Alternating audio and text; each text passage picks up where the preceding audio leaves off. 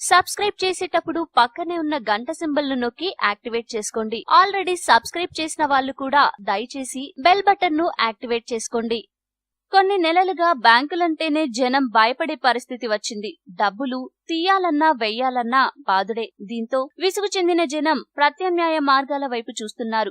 ఎలాంటి ఛార్జీలు లేకుండా సేవింగ్ ఖాతాలు ఓపెన్ చేస్తున్న పోస్టల్ వైపు ఇంట్రెస్ట్ చూపుతున్నారు. 50 రూపాయలుంటే చాలు పోస్టాఫీసులో ఖాతా ఓపెన్ చేసుకోవచ్చు. చెక్ బుక్ అకౌంట్ కోసం 500 చెల్లిస్తే చాలు. అంతేకాదు బ్యాంకులు ఇచ్చినట్లే పోస్టాఫీసుల్లో కూడా ఏటీఎం కార్డు ఇస్తున్నారు. ఈ కార్డుతో పోస్టల్ ఆధ్వర్యంలో ఉన్న ఏటీఎం సెంటర్ లో ఎన్నిసార్లు డబ్బులు డ్రా చేసినా ఎలాంటి ఛార్జీలు పడవు. పోస్టల్ ఏటీఎం లోనే కాదు ఇతర ఏ బ్యాంకు ఏటీఎం లోనైనా డబ్బులు డ్రా చేసుకోవచ్చు. ఇన్ని సౌకర్యాలు ఉండటంతో జనం పోస్టల్ ఖాతాలపై ఆసక్తి చూపుతున్నారు. ప్రస్తుతానికి సిటీలోని అన్ని పోస్టాఫీసుల్లో దాదాపు 5 లక్షల మంది ఖాతాదారులు ఉన్నారని పోస్టల్ అధికారులు చెప్తున్నారు. వీరి సంఖ్య మరింత పెరిగే అవకాశం ఉందంటున్నారు. హైదరాబాద్ లో ప్రస్తుతం పోస్టల్ ఆధ్వర్యంలో 6 ఏటీఎం సెంటర్లు ఉన్నాయని, రానున్న రోజుల్లో వీటి సంఖ్యను మరింత పెంచుతామంటున్నారు. బ్యాంకులకు దీటుగా అన్ని సౌకర్యాలు కల్పించడంతో జనం పోస్టల్ అకౌంట్ తీసుకునేందుకు ఇంట్రెస్ట్ చూపుతున్నారు. అన్ని సేవలతో పాటు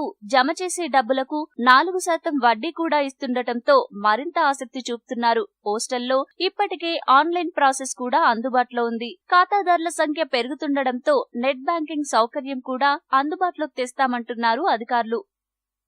ఈ వీడియో మీకు నచ్చితే లైక్ చేయండి, అందరికీ షేర్ చేయండి, కానీ సబ్స్క్రైబ్ చేయడం మాత్రం మర్చిపోకండి.